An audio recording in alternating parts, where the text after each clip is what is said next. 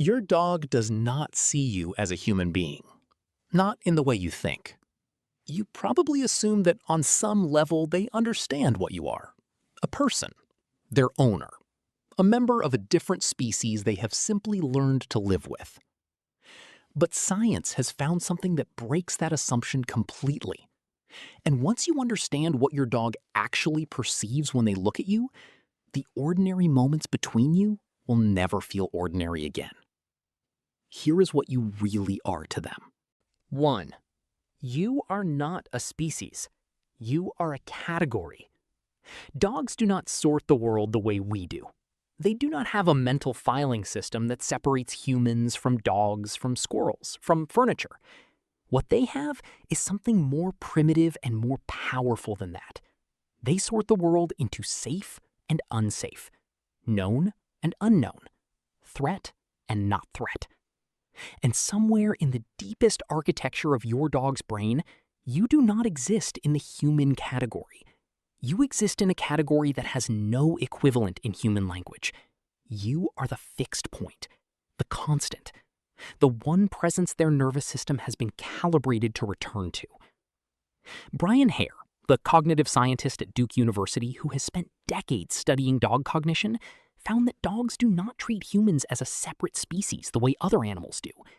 They treat specific humans, their humans, as something closer to an extension of themselves, not a person they live with, a presence their biology was shaped to seek. That is not affection. That is something older than affection. 3. You are their primary sensory translator. Your dog lives in a world they cannot fully decode on their own. Delivery trucks, smoke alarms, strangers in hallways, sounds through walls that have no visible source. To a dog, every unexplained stimulus is a potential threat until something tells them otherwise. That something is you. Researchers studying a behavior called social referencing found that when dogs encounter something uncertain or alarming, their first instinct is not to assess the threat directly. It is to find your face, your micro-expressions, the tension in your shoulders, the pace of your breathing. They are not looking for permission. They are using you to interpret reality. If your face is calm, their brain registers safety. If your face carries tension, their nervous system escalates to match it. You are the filter through which the entire external world is processed and assigned meaning. Think about what that means. Your dog is not simply living alongside you. They are running every piece of new information in their environment through you before they decide how to respond to it. You are not just present in their world, you are the primary instrument they use to understand it. 4. You are a neurochemical event. In 2015, a study published in the journal Science measured what happens inside a dog's brain during something as simple as eye contact with their owner. What they found made headlines across the scientific community. Mutual gaze between a dog and their owner triggered a significant rise in oxytocin in both the dog and the human. The same bonding hormone that surges between a mother and her newborn child in the first moments after birth.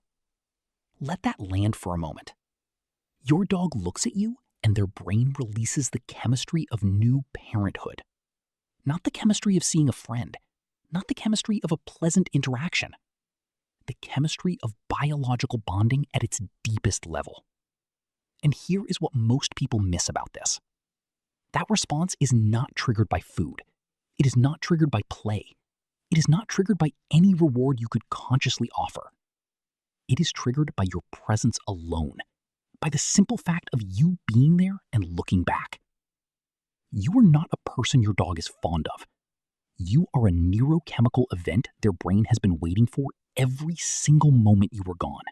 5. You are the definition of safe. Dogs do not experience safety the way humans do.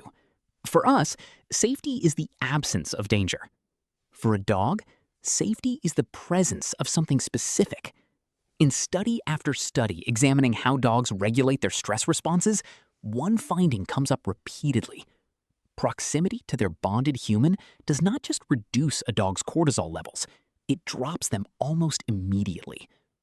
Not proximity to any human, to you, specifically. Researchers tracking dogs left alone found that stress hormones spiked within minutes of their owner leaving. When the owner returned, those levels fell sharply.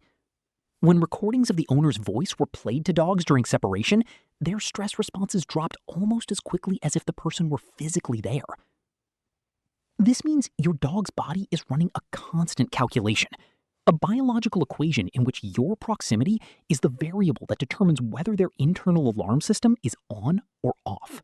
When your dog presses against you on the sofa for no apparent reason, when they follow you from room to room without urgency, simply settling wherever you are, when they sleep against your leg instead of the warmer, softer bed you bought them, they are not being clingy.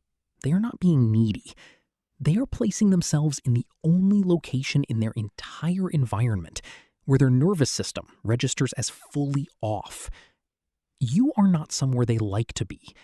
You are the only place their body fully rests. 6.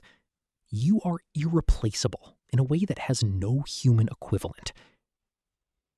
Here is the part that is hardest to absorb.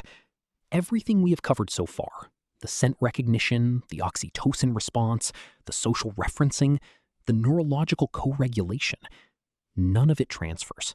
Not fully. Not to another person, not to another dog. A dog who has organized their biology around you does not simply reassign that organization when circumstances change. The research on canine attachment consistently shows that the bond formed between a dog and their specific human is not a general preference that can be redistributed. It is a fixed orientation, a North Star their nervous system has chosen and continues to choose in every waking moment. When your dog checks back on you at the park without being called, that glance across open space is not a habit.